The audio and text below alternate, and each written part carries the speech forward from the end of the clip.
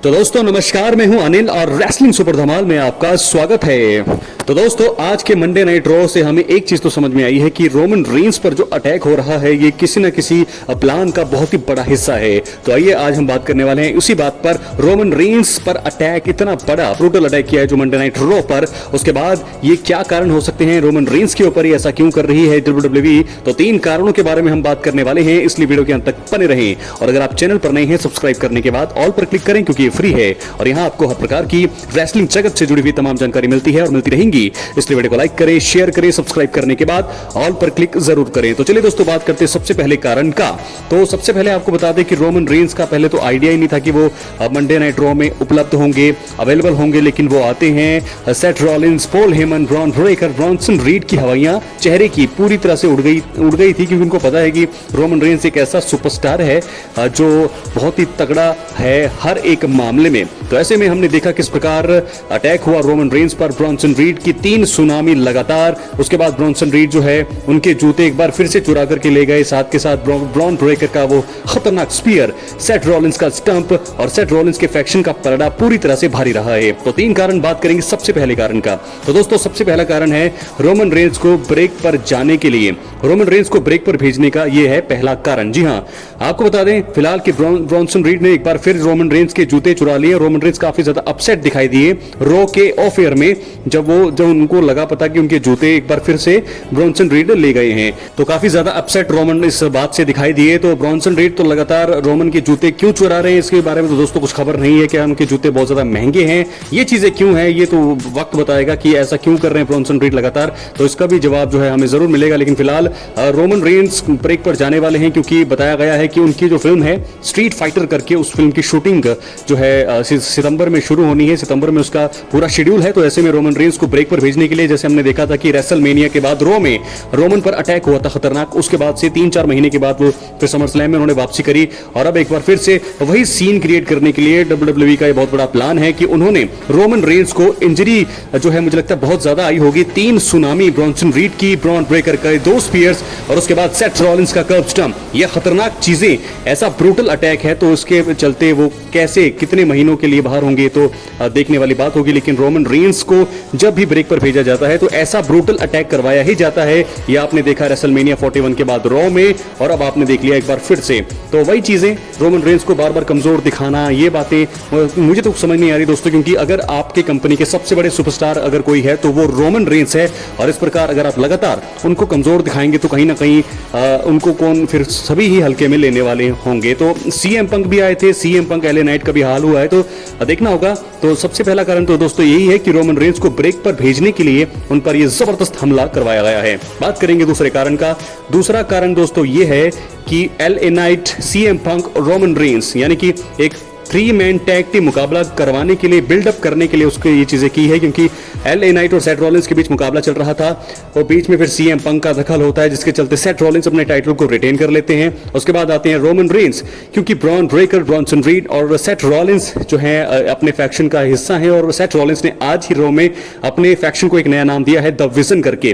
तो ऐसे में एक बहुत ही बड़ा ये नाम है और आने वाले समय में एक 3 मैन टैग टीम मुकाबला करवाने के लिए Seth Rollins, Bron Breakker, Bronson read versus Roman Reigns, CM Punk और LA नाइट के बीच मुकाबला आने वाले समय में या तो सर्वाइवर सीरीज के लिए ये मुकाबला बुक किया जा सकता है या तो उससे पहले। तो मुझे लगता है कि ये बिल्डअप के लिए भी एक कारण हो सकता है कि रोमन पर हमला करवाया गया हो। अब बात करेंगे हम तीसरे और आखिरी कारण की।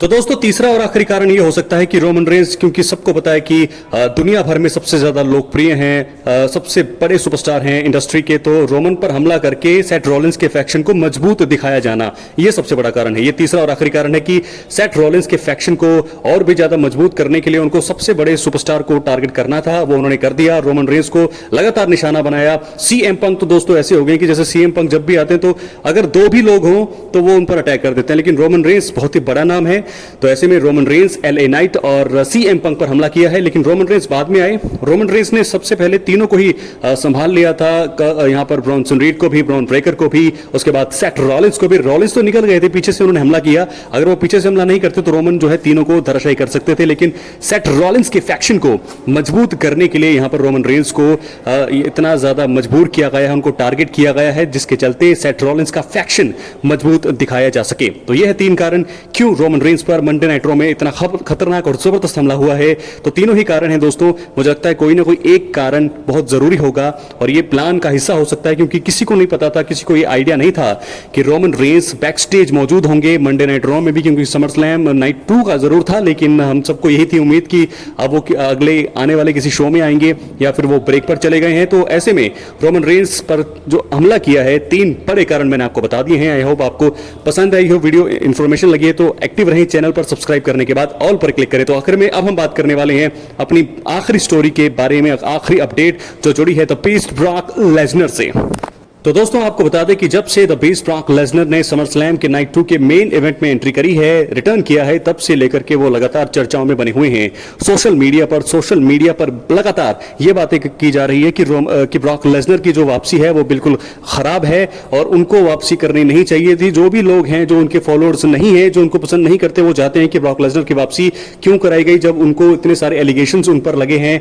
जनरल ग्रेंट का केस उनके ऊपर है, विंस मैकमैन के साथ उनका भी नाम जो है समय आया हुआ है। तो गंभीर आरोप जब उन पर लगे हुए हैं, जब उन पर टीक्यू ने ये सारी सहमति नहीं जताई है, तो कैसे आप ब्रॉक लेसनर को वापस लेकर आ सकते हैं? क्योंकि जनरल ग्रेंट एक कर्मचारी थी, एक महिला थी, तो उनके साथ ऐसी चीज अगर हुई है तो क्यों ब्रॉक लेसनर को वापस लाया गया है? ये सवाल लगातार और सोशल मीडिया पर लगातार यहां पर बताया जा रहा है कि ब्रॉक लेसनर को बाइकआउट करना चाहिए। क्या ऐसा होने वाला है? क्योंकि अब लगातार जब से वो वापसी उन्होंने करी है, ये सवाल भी लगातार खड़े हो रहे हैं। लेकिन एक तरफ जहां सपोर्टर्स हैं ब्रॉक लेसनर के, वो तो काफी ज्यादा इस चीज को अच्छा मानते हैं और एक्सपर्ट्स जितने भी हैं रेसलिंग बिजनेस के हिसाब से, उनको ये लगता है कि बहुत ही अच्छी वापसी है। क्योंकि 2 साल हो चुके थे ब्रॉक लेसनर को, समर स्लैम 2023 में उन्होंने कोडी रोड्स के साथ आखिरी मुकाबला लड़ा था, तब से लेकर के अब तक वो लगातार दूर थे। तो सभी लोग चाहते थे कि ब्रॉक लेसनर वापसी करे। अब जाकर के ब्रॉक लेसनर वापस आ गए हैं, तो बहुत सारी कंट्रोवर्सी इस बीच हो गई है। तो ऐसे में देखना होगा कि आगे क्या होने वाला है, आगे WWE का क्या प्लान है, क्या करने वाले हैं। जो बाकी के जो हेट कर रहे हैं ब्रॉक लेसनर की वापसी को, वो आगे क्या करने वाले हैं, उन पर कंपनी क्या एक्शन लेती है।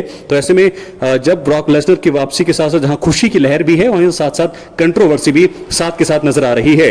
लेकिन एक बात तो कंफर्म है कि ब्रॉक लेसनर ने आते ही जॉन सीना पर अटैक किया है और ट्रिपल एच ने इसका चीज का भी खुलासा कर दिया है कि जॉन सीना ने ही ब्रॉक लेसनर को लाने की मांग की थी। तो दोस्तों ऐसे में John Cena versus Brock Lesnar एक स्टिपुलेशन मैच होने वाला है, क्लैश इन पेरिस में, ये बात तो कंफर्म है। और जॉन सीना अपने फेयरवेल टूर में है और वो चाहते हैं कि वो ब्रॉक लेसनर से भिड़े। द बीस्ट ब्रॉक लेसनर एक ऐसे खिलाड़ी हैं, एक ऐसे सुपरस्टार रहे हैं जिनका तहलका जो है पूरे WWE इंडस्ट्री में है, और ये जॉन सीना की विश लिस्ट है। जॉन सीना की इच्छा थी कि वो ब्रॉक लेसनर से भी भिड़े। आखिरी बात तो यही ट्रिपल एच ने बताया कि अगर ब्रॉक लेसनर की वापसी में किसका बड़ा हाथ है, तो सबसे बड़ा हाथ रहा है ब्रॉक लेसनर की वापसी में the great one John Cena का ही। तो जॉन सीना ब्रॉक लेसनर एक आखिरी बार होंगे आमने सामने। जीतेगा कौन इसके बारे में तो कुछ पता नहीं है, लेकिन ये एक आखिरी बार होंगे आमने सामने क्लैश इन पेरिस में, एक स्टिपुलेशन मैच में, Brock Lesnar versus John Cena. क्या है आपकी राय? अपनी राय कमेंट बॉक्स में जरूर दें।